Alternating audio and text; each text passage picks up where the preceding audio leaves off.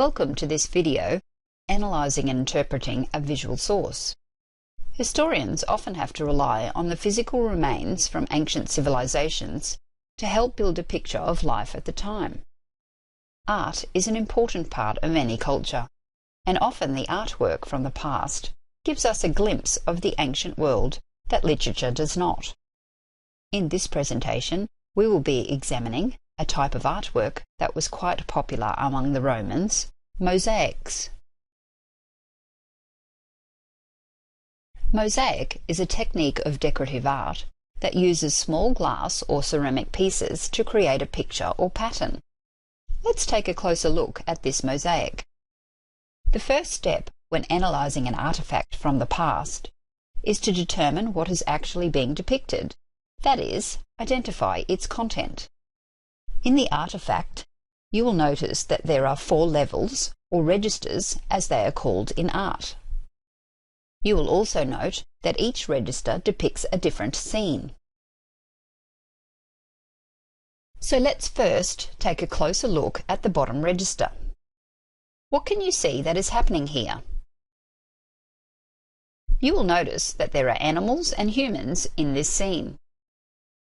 You will also notice that 2 of the animals, a bear and a bull, are chained together and fighting. There is also a horse lying wounded and a lion attacking 2 humans. Do you notice something unusual about the 2 humans? One is naked and the other is holding him by the hair and has a whip in his hand. The second register from the bottom shows more animals. Some are being attacked by humans with weapons, while others, such as this leopard, are attacking humans. Look closely at this. Can you see that the person being attacked by the leopard is tied to a stake, and another person behind him seems to be holding him by a rope?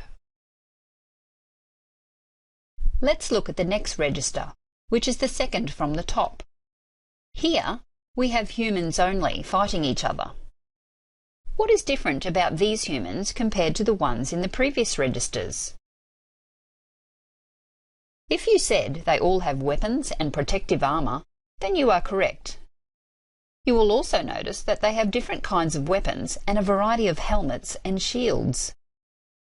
There is also one person in this scene who does not seem to be involved in the fighting, and one of the fighters has thrown down his shield and has raised a finger to this person. Finally, let's examine the top register. Again, we see a very different scene. There are 2 people with similar weapons and armour on the right who appear to be engaged in some kind of contest. But what is unusual is the rest of the people appear to be musicians. One is playing a long trumpet, while 2 others have circular trumpets, and a 4th person is playing some kind of music box or organ. Now that we have examined what is happening in each scene, it is time to consider the context or background of the artefact. This mosaic is known as the Zliten mosaic, after the town in North Africa where it was found as part of the floor of a Roman villa. It probably dates to the late 1st century to early 2nd century, but there is some dispute about its exact date. The final step when analysing visual sources is to make some comments about the mosaic. In other words, how can we interpret this mosaic? You've probably determined by now that this mosaic represents a gladiatorial show. From this mosaic, we can say that gladiatorial shows involved fights between humans and animals, between different animals, and between pairs of humans. We could also probably conclude that some of the people engaged in a gladiatorial show were fighters trained in different kinds of combat, while other humans were placed into the arena defenceless and even restrained. If we examined the bottom 2 registers, we could probably conclude that not all competitors in these shows were willing participants, and that they were expected to die. Could we also conclude that Romans enjoyed watching people die?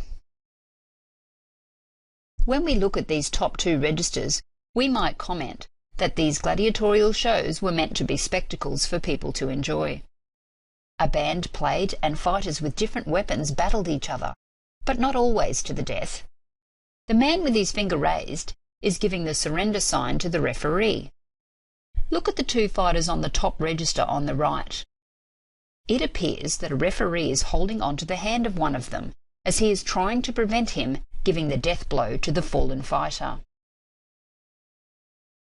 The owner of this mosaic must have been very proud of this work of art, and we can learn a lot from examining its content and context. We would expect a mosaic like this to be a faithful representation of events in the gladiatorial arena, so historians would be able to use it to find out what events occurred and how the events were conducted.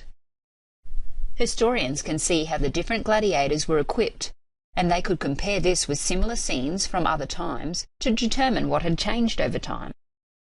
There are still many things we can't learn from this mosaic, so historians would still need to consult other sources.